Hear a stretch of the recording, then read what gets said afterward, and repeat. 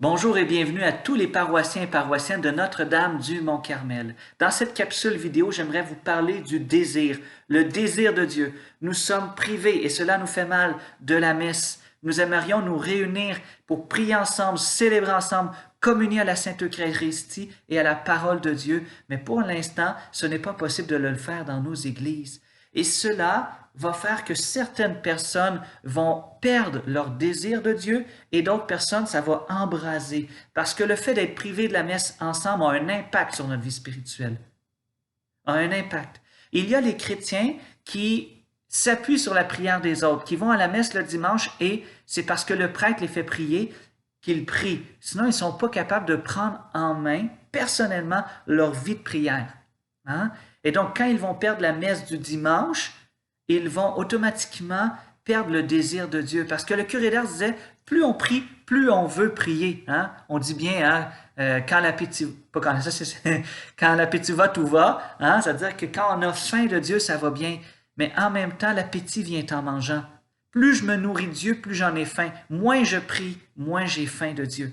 Et donc, il y aura peut-être des chrétiens qui ne reviendront plus à l'Église par la suite parce qu'ils étaient simplement appuyés sur la prière des autres, mais ils n'avaient pas pris en main leur propre vie de prière. Et ce temps de pandémie peut être une opportunité pour que nous puissions prendre notre vie spirituelle, notre vie avec Jésus, notre vie de chrétien en main.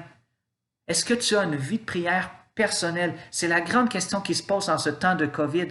Parce que les chrétiens qui ne prennent pas en main leur vie de prière, ce seront des chrétiens qui vont se dépérir et qui vont quitter la foi chrétienne parce qu'ils s'appuient sur les autres.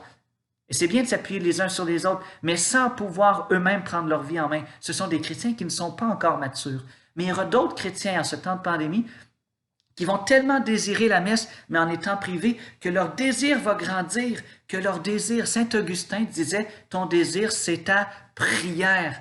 Hein? Et que ce temps d'absence ou de célébration commune à l'Église puisse faire grandir ce désir-là, que je puisse me faire un beau coin de prière à la maison, que je puisse prendre des temps de silence pour communier à la présence de Dieu, non pas sacramentellement, mais par une vie de prière riche. Est-ce que tu as tes temps de silence?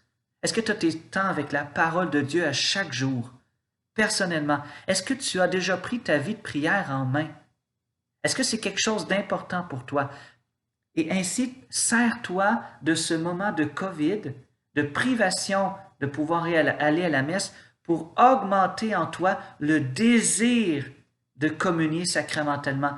Et peut-être qu'on était un peu dans l'habitude, on vient à la messe et on ne veut pas entrer dans l'habitude, mais peut-être que ça vient dans notre vie. Et le fait d'être privé, peut-être que cela va donner un boost à notre foi. Peut-être que cela va renouveler notre désir de Jésus, de venir à la messe pour retrouver nos frères et sœurs et pour communier à la présence eucharistique, pour communier à la parole de Dieu. C'est ce que je te souhaite, que ce temps de privation soit un temps qui va embraser ton désir de Dieu.